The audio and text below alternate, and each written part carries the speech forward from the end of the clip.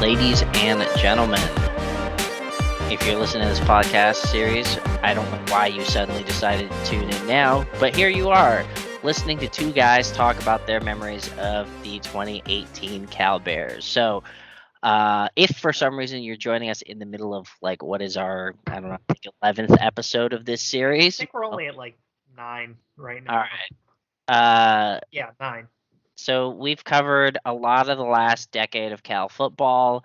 This is just a chance for me and Trace to tell some stories and to do a little bit of look back, a little bit of retrospective content. So today we have for you the 2018 season, and take it away, Trace. So the 2018 season, interesting year. Come off of 2017 where you lost 3 games by a combined 10 points. There's the thought that, oh, hey, there's some potential for this team to be, at least get to a bowl. And let's see. So 2018 starts against North Carolina. Let's see. As far as what happened in the offseason, Cal lost Jerry Azzinaro to UCLA as their defensive coordinator as Chip Kelly got hired there. They brought in Peter Sherman as the inside linebackers coach / recruiting coordinator / a couple of other titles like co-DC and stuff. I don't know. There was a lot of titles at the time. It was interesting because he resigned as Louisville's defensive coordinator shortly before or to do that. And Cal also brought back Burl Toller as the running backs coach at that point because of the new 10th assistant rule that came into play. So they brought him down from UC Davis back to where he was comfortable at Cal. And those kind of Wilcox's, the guys who are still there today, kind of where we got to see what kind of, connection to Wilcox that a lot of other, assistant coaches that he's had have kind of demonstrated. So you have that in there. Let's see, 2018, you bring in, I think it was a 22-man class. Biggest one was Will Craig, left tackle, just big local kid. That sort of thing. Nico Remigio came in with this class as well. A class that was heavy on foundational pieces like Evan Tattersall, Chris Brown, and other pieces who did not last as long, like Matt Johnny Castles, Joey Jasper Ogabanjo, Freeze, dude. Jasper. I believe it's still at Snow College, but I do not know for the life of me. Some good, some bad, some in the middle. Didn't get a quarterback in this class. Tried to offer the now New York Jet Zach Wilson right at the end, but that didn't work. So, as the story goes, I believe they felt really good about, because the Wilsons talked about this on a podcast recently, and if I remember correctly, they kind of slow played him because they felt really good about a couple of other prospects. Spencer Petras, who is now the starting quarterback at Iowa, who ended up committing to Oregon State because of early playing time and then flipped to Iowa later in the cycle. Yeah. So that was just a weird situation that I still don't completely understand. But it happened, and it left Cal with a quarterback gap that they would eventually fill with Devon Modster. And then, in 2020 with taking 2 quarterbacks in Zach Johnson and Jaden Casey. So, but it happened. Dude, there was a high washout amount though. Not all of it because of the coach's fault, right? Like some of it's injury based. Like Chris Fatalua never made it to camp. Like I mean, he is camp, but didn't play because he had a spinal injury. I'm glad he again. Yeah, Ogunbanjo obviously has been on and off the team. He has popped up at I think it's Texas A&M Kingsville or something. It's a D2 school in Texas, obviously. So he's a defensive lineman now. I think he's around 270 or 280. I mean, Adams we've talked about a lot. There are some notable misses here. That guys that I thought personally were going to turn out very good. Mac Castles. Still looking for a player like a Mac Castles, or DJ Rogers. Obviously, just some Kind difference of maker what from you're the time. hoping Latu develops into. Yeah, But uh, that's more looking ahead than what we're looking at for this year. yeah. So this is a weird year as far as everything goes because Ross Bowers does start out as the starting quarterback. And he had hurt his hand at some time in the fall camp before this happened. I don't exactly remember when it was. I don't know if it was a time where there was media availability, but he hurt his hand. He didn't really practice too much for the last couple of weeks of camp, and it got written off as, oh, we know who our starter is. We're still, even though Chase Garbers and Brandon McElwain are taking reps with the first team, it's like, oh, we know who the starter is, and then that slowly goes into, oh, we're gonna try out a couple things if we're ahead, and then that turns into, nope, they're gonna roll with Garbers and McElwain. But Bowers does start the game, isn't really effective. First touchdown pass of that game is actually Chase Garbers to Patrick Laird on a very painstaking, grindy drive after a Jalen Hawkins interception. And this North Carolina team was not good. Their starting quarterback, who eventually Chaz Surratt, who he had played for them last year. He eventually became a linebacker, a good one for North Carolina. But he was suspended for some reason. I think it was shoes, as they had the big shoe deal that year. And they had a quarterback named Nathan Elliott, who did not have a good time in there. He gets intercepted by Hawkins, intercepted by Cam Good, and returned for a touchdown. And honestly, one of the most athletic plays I think I've seen from an outside linebacker, just tipping it to himself.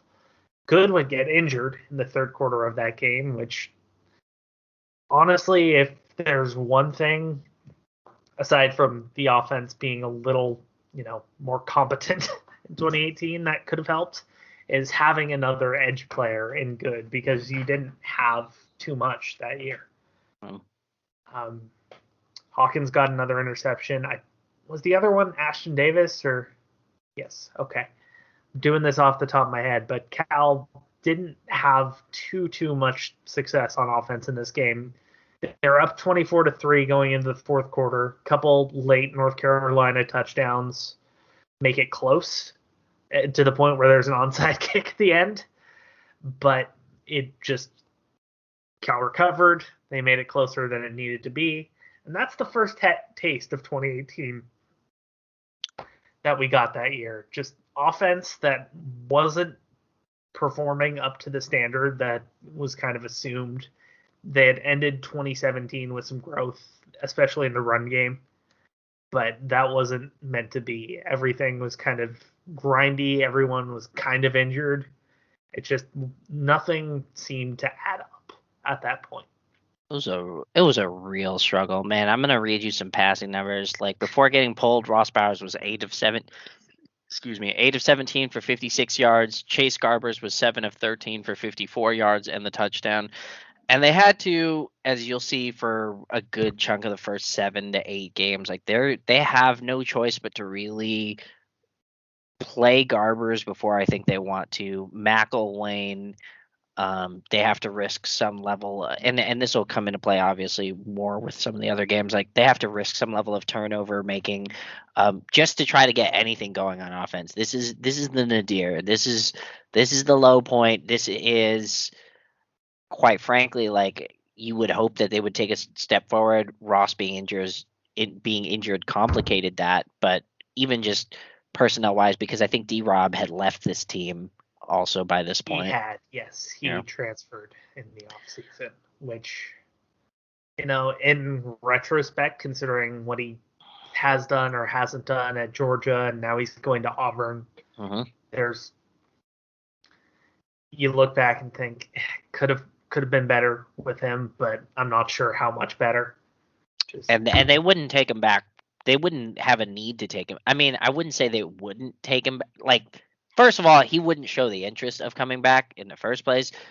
But Cal is in a position where, you would always take a flyer on talent if it was there, but there's not such a pressing need for a guy like him with the receivers that they have in the And pipeline he's now. not the same dude right now. Mm.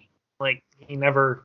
There were flashes at Georgia. I know he had one long rushing touchdown not long after he got there, but Yeah. just hasn't been the same kind of player. And hopefully he can show some of, he was top 15 player in his class when he came out of high school. Yeah. Hopefully he can show some of that at Auburn, but who knows, man? It's a weird world. But anyway, that leads into the next game at BYU, where Garbers makes his first career start. And this is, I think, the game where the defense starts to get the credit for how much they've improved at this point, and they show how much they've improved from just 2016 to then. Obviously, there's a couple big touchdowns. There's the wheel route to Noah. There's the 2 quarterback system finally coming into play with McElwain coming in as a running quarterback. But the key point was there's a stretch in the second half until about 3 minutes left in the game. Cal didn't allow a first down. And there's a handful of big moments in there. There's Ashton Davis completely murdering one of those pasty white dudes. Hifo, I want to say, but it might be wrong. It was definitely one of those. I want to say it was like Collie or something. Yeah. I know it was the brother of one of the dudes that Peyton Manning used to get murdered by throwing. Okay, then that's definitely him. Yeah. Dylan Collie. Yeah. Davis just smashed him, and that's probably the moment where he thought, "Oh, snap! This Davis guy, he's something," and he was. There's obviously the offensive issues continued in this game. Cal could have won by a couple scores, but they had a late turnover on downs in BYU's territory. You had the Derek Clark fumble that got returned for a touchdown.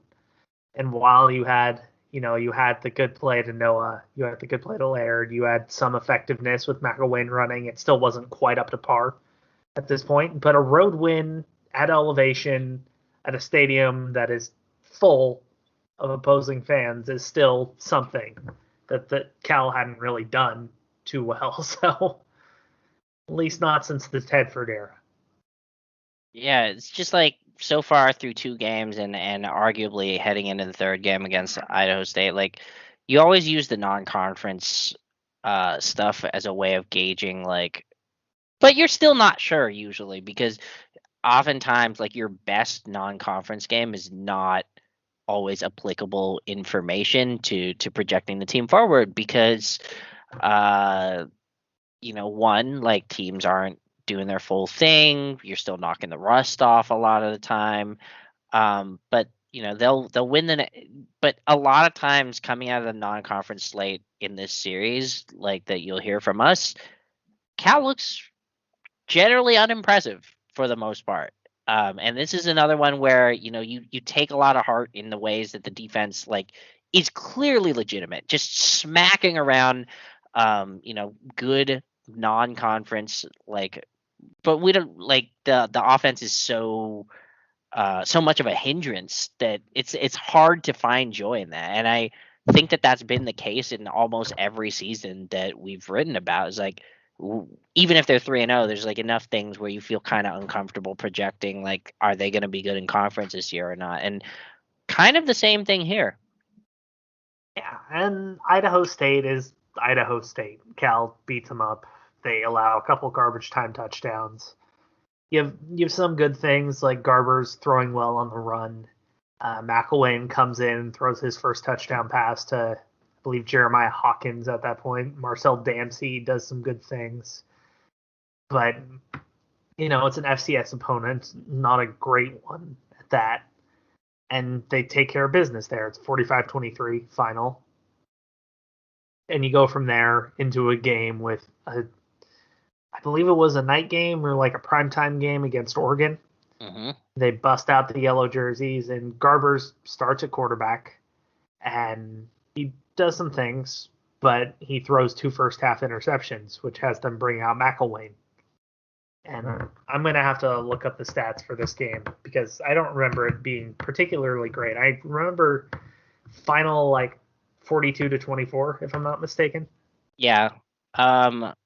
Honestly, I don't think I was at a wedding for this one, but I don't know where I was that I have no recollection of. I feel like I've periodically missed some Oregon games, or maybe this was so thoroughly unforgettable to me, or sorry, thoroughly forgettable rather, because it by now McElwain, you start to see hey, he might be turnover prone too, but he gives the team the best chance of producing some explosive plays, and so they're going to go with him in the weeks to come. He'll play a significant role against Arizona and UCLA and the Washington State game that we'll get into in a little bit. A lot of these losses to Oregon over the last few years, right, play out largely the same way. Yeah. So, get dominated on the ground. This is one where Dylan Mitchell, what Cam Bynum had, kind of one of his tougher days, against a bigger guy. He will get better at this throughout his career, but it's one of those where he's kind of a little bit physically outmatched a little bit. Dylan Mitchell has a great game, shades very much of the year before against UCLA when he struggled against Lasley, but pretty much sloppy, not well executed play here leads to another one Oregon quarter, and that's enough for us to play catch up, and it's not going to be enough. Here's I'm looking at the box score and seeing what I remember. There was Cal did have a 10-7 lead at one point after a McElwain run, and then there was a Travis Dye touchdown, 45 yards. There was Mitchell from Herbert over the top of Cam Bynum, and then the big kicker at the end of the second quarter was this 61-yard fumble recovery by Lamar Winston, and that's kind of the moment where it was thought that McElwain could have some turnover issues. And even though he ran for over 100 yards in this game, it didn't quite work to the same way that Cal wanted it to be. And then that went to Oregon scored coming out of the half, 35-10. And while Cal would score the next 2 touchdowns, they threw a pick 6 at the end. So that was that. Second half drive chart was touchdown, interception, downs, touchdown, pick 6, and then another interception. Yeah. There's an attempt, but it did not work out to the extent. And this has kind of been the Cal thing under Wilcox so far. Just as a whole, they will start 3-0, 4-0, and they'll drop 3 straight, and then they'll come back with an improbable win. But we'll have to go through the rest of the downturn here with a loss at Arizona that is still... Ooh, I'm still mad about this, man. Most people are. Okay, here's something that I think I can say now that everyone at Arizona has been fired and that they have a new coach. So after the 2018 season, the assorted media got to do a film session with Jordan Kanashik, just kind of talking about his preparation for the year, for going into the NFL for one, and just what he was doing to prepare for that. It was something we haven't done since, but mostly for the reasons that hasn't been the right time for it. Yeah. But so we're sitting in the linebacker room with him and just asking questions, and he let slip that during the second half of the Arizona game that they knew what calls were coming, and just that the Arizona offense was that predictable that they basically had a massive tell with their calls. And the fact that Cal just honestly kind of gave this game away with turnovers. McElwain plays the entire game. I still think to this day it's the only 300-yard passing, 100-yard rushing performance in Cal history. But there are 4 turnovers, including one that was freakish, dude. Just absolutely hand freakish. of God. Like they talk about the Maradona thing for the 1986 World Cup, that being the hand of God. No, this was the. I'm not going to swear here. You have a football that bounces perfectly on the fat side of the football, right? Yeah, Like not one after of the it gets points punched out, like I and then, oh god, go I ahead. let's give a couple of Cal players credit this year for being very good at punching out footballs. Because this was Jeremiah Hawkins, I remember that, and it goes right into the hands of God, long hair brother played for Oregon, can't remember his name, but Schooler. Schooler, yes, Oh. Colin Schooler, and just it bounced right into his hands, ran it back, just incomprehensible. And that leads into the next week against an 0-5 UCLA team. Another game that you go in and you think, oh, well, this is one you have to win, right? Like, And nope. I don't whew. remember much about this game. I I let remember. me let me. This is the one, Joshua Kelly, right? Like, I had no idea of Joshua Kelly as like a like UC Davis transfer, right? At this point, no idea how good he is, and he's just dominating our guys in a phone booth. We're just slipping off of him. And in each of the last two trips that Cal's played at UCLA that I've watched, like they've had tremendous trouble of like keeping their footing for some reason. This would also be a big factor in the 2019 game too. Oh, this one isn't at the They Rose won Bowl, the but 2019 game. yeah, they won that, but they also slipped a whole bunch in that too. Like they just could not corral Kelly. DTR isn't asked to do very much, and then a couple He of still like completes like 13 out of 15 yeah, passes.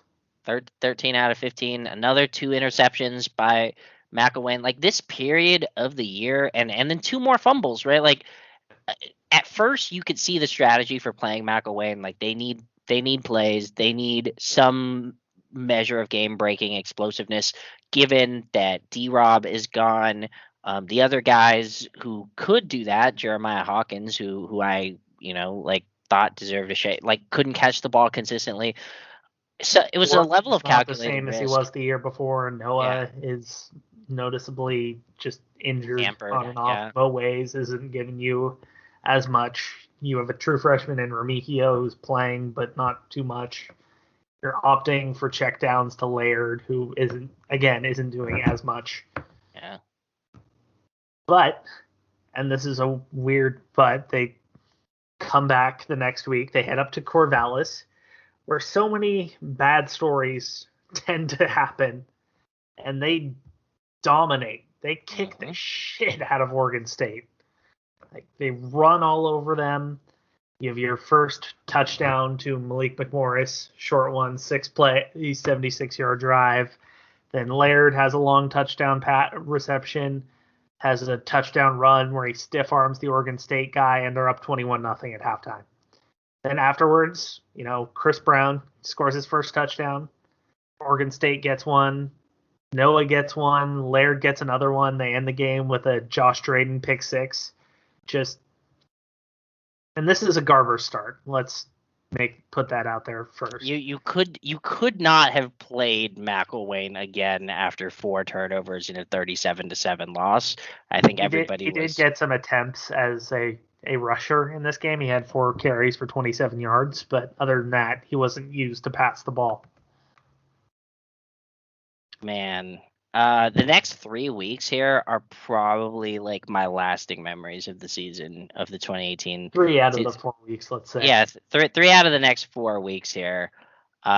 You have one of my favorite things, which is like a upset win over Washington. You guys know that's the Evan Weaver. Like Evan Weaver made it his mission to personally terrorize the state of Washington, specifically UW, but like played well against anytime like you had a Washington team in front of him.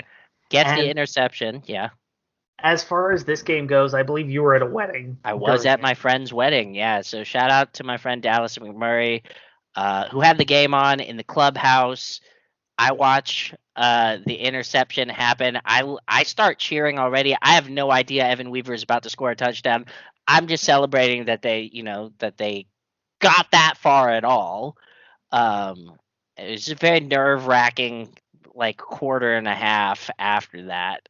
I will say there was one media member who said something to the effect of, "What the hell was that? This is the worst game I've ever watched," referring to the offenses. Mm-hmm.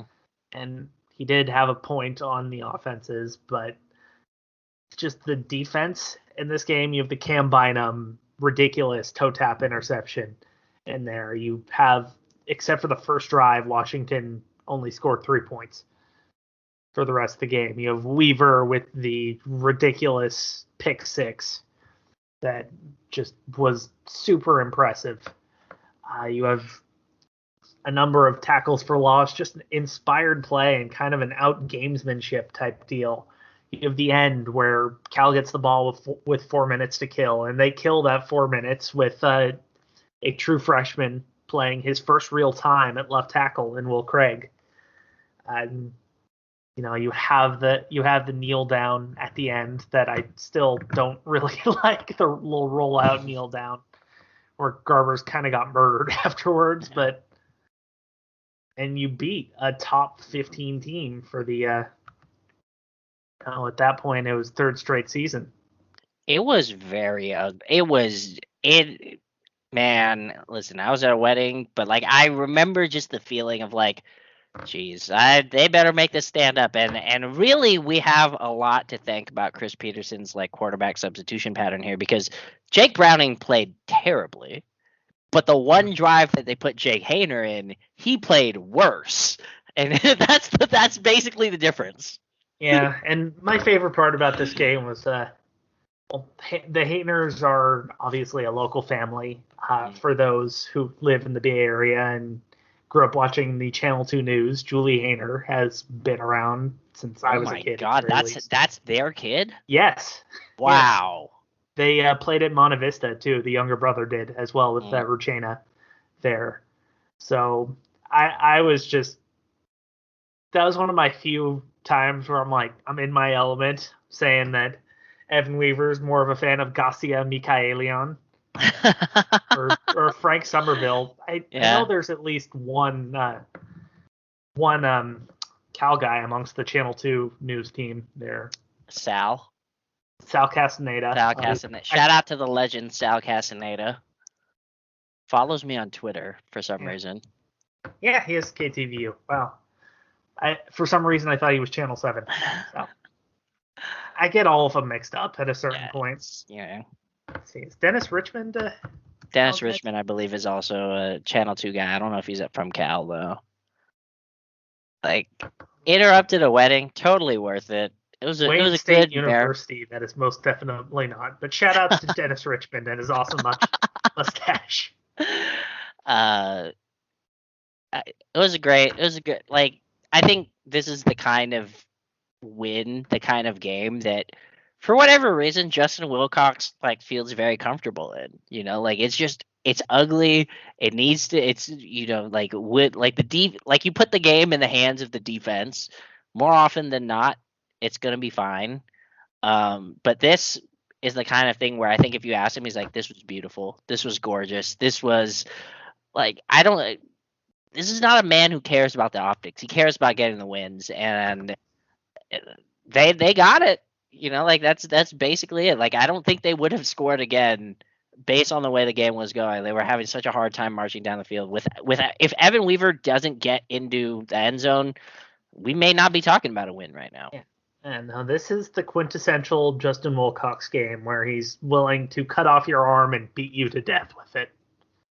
And like he doesn't matter if you took his arm. It's like the point is you lost your arm. He is the Black Knight in Holy Grail. It is just a flesh wound. Tis but a scratch. Except he doesn't lose in that scenario. This next week, against Washington State is one of like the underrated games that bugs me from over the last decade, because they had it sniffed out. Like, we've shown throughout this series like the ways in which Wilcox has flummoxed various air raid offenses by jamming passing lanes, dropping back, sending the extra rusher from places that they don't expect. He has a really good handle on how to attack that. And to Washington State's credit, they did bring in a grad transfer in Gardner Minshew, who was, I think he's the best air raid quarterback that Leach has ever had. Maybe Graham Harrell in there, but just Minshew had an extra something that a guy like Luke Falk didn't really have. A guy like Anthony Gordon really didn't have. Connor Halliday, all those guys, they weren't to the same level as Minshew, and that showed in this game. Yeah, this is another game where they could have had it late. You have a couple of clutch plays. One that we don't really talk about is, I believe, Garbers threw an interception and then forced the fumble out of the end zone so that Cal got the ball right back, basically at the same spot too. So, but there was the late McElwain interception and just the frustration that comes from that. And absolutely unnecessary throw. After this week, he does not play quarterback again. Yeah. It sucks because, like, in his small sample size of being used, like, it was okay, but in that specific situation, like, you could not have that occur, right? Like, you're on the Washington 12, you've just converted a 4th and 1, it's 1st and 10 from the, and credit to Minshew, it's a tied game right now. The Bears had, like, throw that interception with 7:34 to go. They could have taken a go ahead, like, gone ahead right there. Minshew does eventually, like, get a touchdown at the end of the game, essentially with about 30 seconds left to win it. But this was like just a circumstance that I think was entirely preventable. It's not a throw that you need to make, and that ends up taking a win pretty much off the table. You know, like, you could be feeling really good about beating 2 top 15 teams back-to-back weeks. That's denied essentially because of a red zone call. And it doesn't exactly, portend good things about the future of the team. But the next week, they just say, you know what? Let's grind someone to death. And that's kind of what they did against USC, even though it didn't look like it early. Oof. Oh, man. This was 14-0 at halftime, and I was like, if they score one more point, I don't think Cal's going to make it. And they 14-0 within 2 minutes before halftime, but Luke Beckett forced a fumble on, I believe, Amon-Ra St. Brown.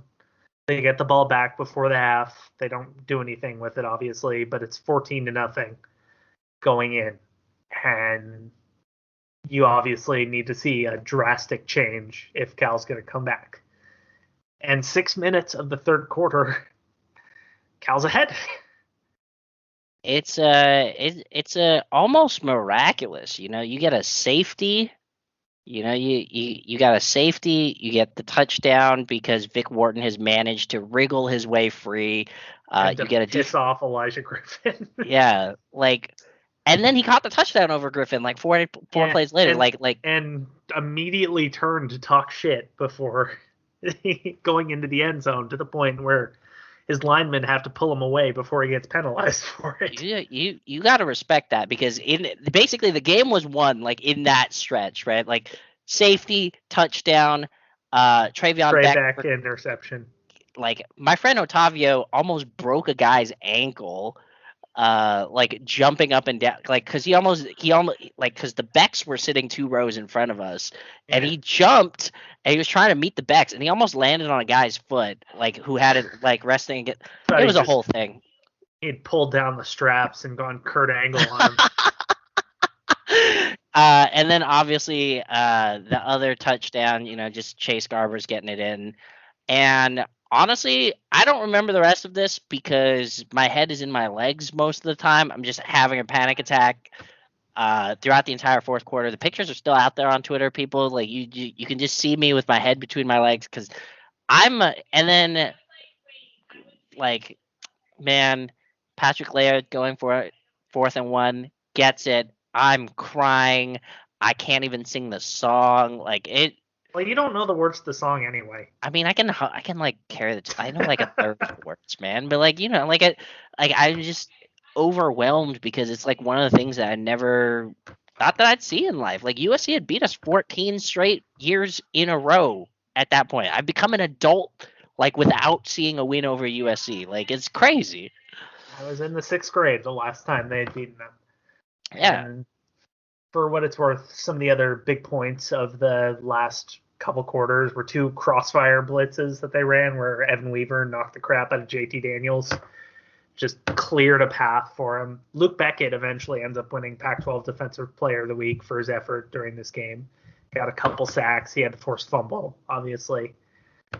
That was big for him. And then 4th and 1, 14 yards from Laird. Kind of epitomized what the team was at this point. A lot of because there were a fair share of injuries. Ricky Walker got his first start during this game as a walk-on. Cal's wide receiver room had been pretty decimated by injury. There were 4 walk-ons on the field, or 4 guys who had started their careers as walk-ons on the field for that one.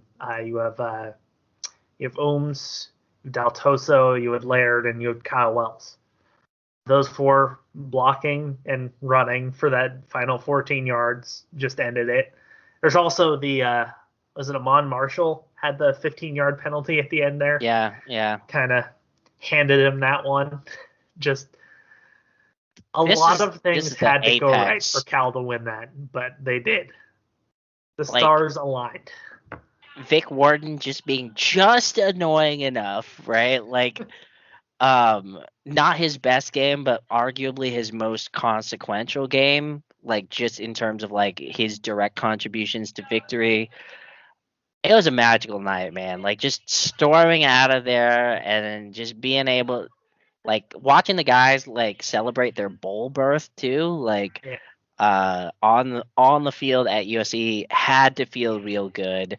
And I know a lot of people were feeling really great about the big game too, like because the Axe was scheduled for the next week, and then got canceled because of AQI. Yeah. That led to Cal playing Colorado the next time out, 2 weeks after. And this game was probably one of the ones that epitomized the 2018 season of when Cal's defense was on. It was on. Oof, and they were on 2 straight this pick game. sixes of Steven Montez. First was Hicks, then Ashton Davis. My favorite part of that is you see Tevin Paul basically tossing Montez in the aftermath of the second, just blocking him as he tried to get him. They pissed off Montez so much. He throws 3 interceptions. There's 2 other fumbles for Colorado, including I think both of them came on muffed punts, which is why Stephen Coots won Special Teams Player of the Week for this one. But you have those. You have obviously Ashton has the 2 picks. They trash talked Steven Montez so much that he throws the ball at Aaron Maldonado by the end of the first half. And Cal's offense, they don't do much of anything, but they do just enough, which I think is a consistent theme throughout the season of doing just enough to win. And the defense is taking care of the rest. And I think using that as a framework for evaluation for this season, right? Like this is a season where you would like for them to be able to do more than just enough, right? Like that on paper, again, Brett aside, like enough variables are being controlled for or are in your favor this year where, and this is not a podcast thinking about that, but like when we look at if Justin Wilcox is going to make the next step now, that would be one of the major key like indicators, right? Like, are you beating up on teams and no longer kind of like relying on like with a complete performance on both sides of the ball, which they've only flashed against bottom tier conference teams, occasionally like surprising really good teams with that, like Washington State, but to do that consistently, like to do it even in the month of October when you've traditionally like slid and lost 3 games in a row. And even November, dating back to the Dykes era, where things had long fallen apart since then. But that brings us to the Stanford game that got rescheduled And so let me figure it out. A member of my family has been at 98 of the current 123 big games that have happened. I was not at this one because Where were you? I was in Eureka on vacation because I Oh, thought, that's right. That's right. That's right. Because you thought the hey, season would be they're over not at this going to the point. Pac-12 title game. Fine. I am going to actually take a vacation. I am going to take a break. I am going to go enjoy myself elsewhere. With my partner's family is all from the Eureka area. We didn't go up with them, but it's a good time for us to enjoy. You know, I like the area a lot. Just a lot of forest, even though it was pretty wet when we went up there. It was very rainy. It was nice, kind of getting to explore that area untethered from family gatherings and whatnot. So we went up there, Yeah. and then the Stanford game got rescheduled. And I thought, you know what? Screw it. We'll figure it out. So I watched the Cal game on my computer in my partner's grandmother's house, just sitting at a kitchen counter, watching it there on the Pac-12 network. And just, if the game had been played 2 weeks earlier, I think Cal would have won. Mm-hmm. That's a common, yeah. It wasn't Nick Herbig, the lineman. He wasn't healthy the 2 weeks prior. He was this time, and he made a number of key blocks, especially on one of the screenplays that Stanford scored on. Just this was a game where what's his name? Arcega-Whiteside. I'm not gonna do the damn Spanish lisp for his name because that's dumb, and Yogi Roth really annoyed the hell out of me during the broadcast. There's little affectations that bother you, and that's one of them that is not fun. But Elijah Hicks did a fantastic job on Arcega-Whiteside during this game. He just boxed him out, was physical with him, and I think that was one of the times where Cal figured out one of Stanford's bigger receivers, which, hadn't happened ever. But the talent, there's still a talent disparity, and Garvers, who later admitted that he was injured at this point, didn't play very well. He threw one crazy interception that Adebo caught with one hand that I thought was going to be disallowed, but they ruled it was a catch. And one of the most impressive interceptions I've ever seen, honestly. And ended poorly for them. Just, again, one of those times where the offense didn't do enough. The defense did pretty well. Not their best game, but they did pretty well. It just like Bryce Love, I think, injured himself or like had a high ankle sprain. Basically, didn't look right the entire year. I believe he tore his ACL in this game as well. Oh God. And Laird outrushed him during it as well. It was another one of those games where Cal didn't finish drives. Where they had a 40-yard field goal from Greg Thomas, 24-yarder from Greg Thomas, and then Stanford gets a field goal at the end of the second quarter to make it a 7-point game. And the game's there for the taking, but they just can't get there. And I believe there was let's see, let me look at the drive chart here. I don't remember. They got intercepted near the end of the game, which led to a Stanford touchdown from the 3-yard line. So, like ultimately to leave to have that be the ending point of the season, it's not ideal for anybody, but I think overall you take it because I think this has been a thing with trying to evaluate Justin Wilcox. You want him to do something clearly and definitively so you could say one way or the other if you know that he's going to make it or not. But if you slice it one way or the other, like there's enough data, I think, for everybody to feel like they're correct, but not enough to form a genuine consensus. If you want to think that Justin Wilcox is an okay coach, you will point at results like this and show that they're 7-5. If you want to think that he's good, you'll point at things like the Washington game, the Washington State games, and ultimately that's made him really tricky to evaluate. This is a season that I think people are happy that they're going to a bowl, but they'll always think like, well, if we didn't have these like turnover issues, if Bowers was healthy the whole time, right? Like it's really easy to play the what if game with him. And I think it's easy to play that in all directions. There's more than just the pessimistic angle to it. Yeah. There's a lot of what ifs that can be said about it. That at this point, it's I believe after this they announced that they've extended Justin Wilcox's contract. Mm-hmm. It was something that was already in the works around the time of the Washington game to begin with. Mm-hmm.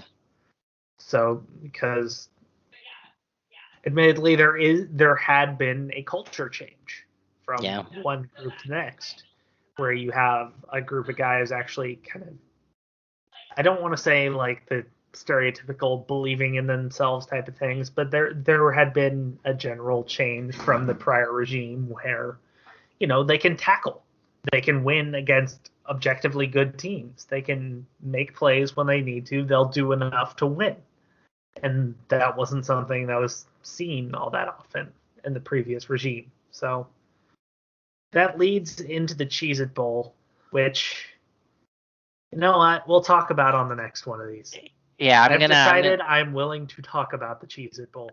So we're gonna save the Cheez-It Bowl as its own debacle, and we're gonna put this to rest. It'll be the last time that we relive the entity that is the Cheez-It Bowl. For this chapter, we're gonna close it out here because the Bears are growing. It's an bowl objective season for one, which they hadn't done very often. And the change. They beat USC. They beat USC for the first time in 15 years. They beat Washington. They beat Washington at home for the first time since 2008, if you can believe that. Oh, yeah, because the win with Jared in 2015 was at Seattle. At Seattle, yeah. In 2014, Shaq Thompson murders them. 2013, Safarian Jenkins, probably. Or no, that was the year before. I don't remember 2013. But it was bad because they lost all the games in 2013 badly. So 2013, I do not remember because I did not watch it. 2011 was Keenan Allen had a long touchdown reception. Nothing happened. 2010, final play, lose in Memorial Stadium. 2009, everything went wrong. So there's a lot. Yeah. Leading back to 2008 where Javid Best murdered them.